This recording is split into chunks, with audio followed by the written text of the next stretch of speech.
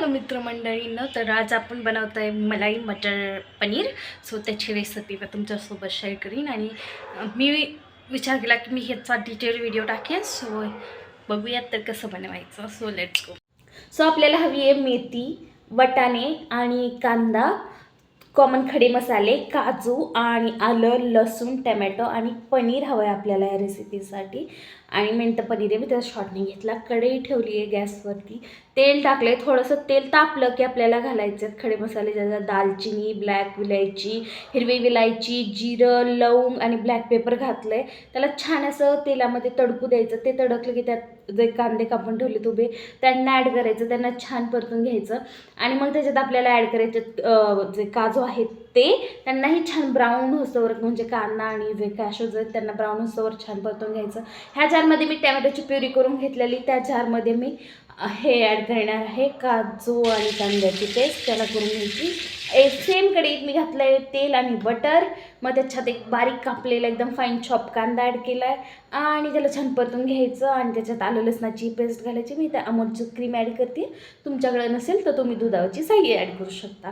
आणि मग त्याच्यात आलं लसणाची पेस्ट घातली की त्यालाही छान परतून घ्यायचं. मग त्याच्यात घालायची कश्मीरी लाल मिरची पावडर, थोडीसा गरम मसाला आणि घरात रेग्युलर जे तिखट खातो ते घालायचं, जेणेकरून जे आपल्यात जी चव हवी असते ती चव भाजीला येते.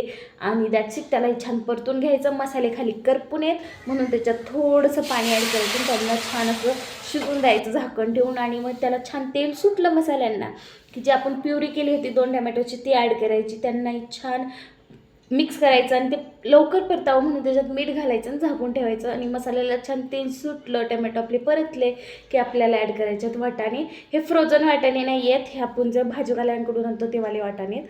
त्यांना छान असं ते परतून घ्या. आणि जी आपण ग्रेव्ही केली होती कांदा, काजू आणि गरम मसाल्याची, त्याला ॲड करा, त्याला मिक्स करा. आणि हे वाटाणे शिजायला ॲक्च्युली थोडा जास्त वेळ लागला, कारण हे फ्रोझनवाले नव्हते, मग मी त्याला झाकून ठेवलं आणि त्याला छान परतून दिलं. मग त्याच्यात ॲड केली मेथी तुम्ही कमी जास्तही घालू शकता. मी एक पूर्ण बंच घातला आणि त्याला छान परतून घेतलं. आणि त्याच्यात थोडं थोडं पाणी ॲड करत वाटाणे शिजावेत म्हणून मी झाकून ठेवलं होतं. तुम्हाला जर तुम्ही फ्रोझनवाले वाटाणे यूज करत असेल तर तुम्ही ही प्रोसेस स्किप करू शकता.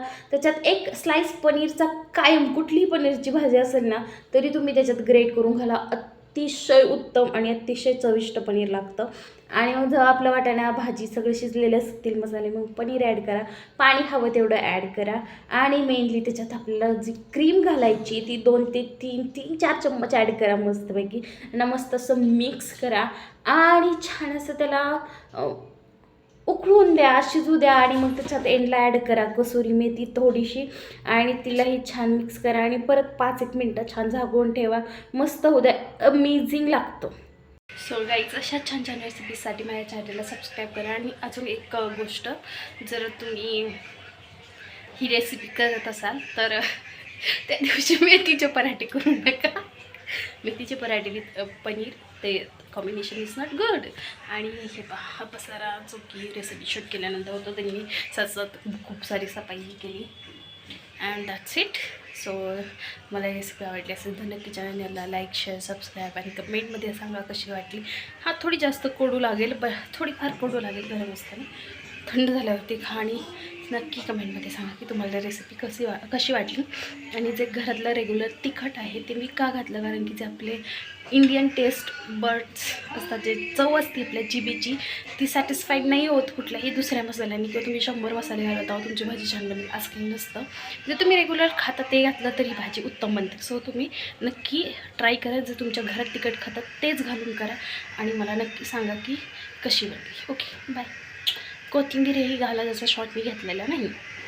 लाईक, शेअर अँड सबस्क्राईब आणि hit the bell icon and comment, share. आणि आधी मी म्हणाले की कडू लागतं, पण अजिबात कडू नाही लागत. इतकं यम्मी, इतकं टेस्टी, इतकं अमेझिंग बनलं होतं. तुम्ही नक्की ट्राय करा. Okay, bye.